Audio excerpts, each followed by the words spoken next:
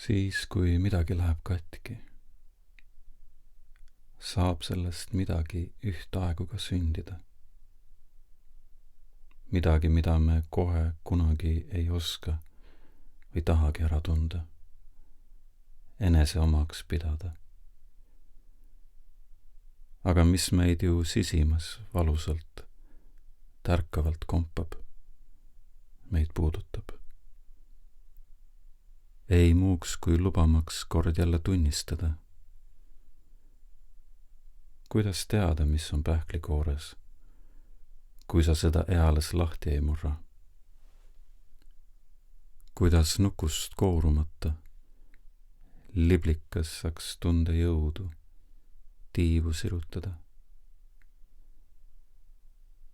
Nii raske on vahel märgata, veel raskem mõistmatusel minna lasta.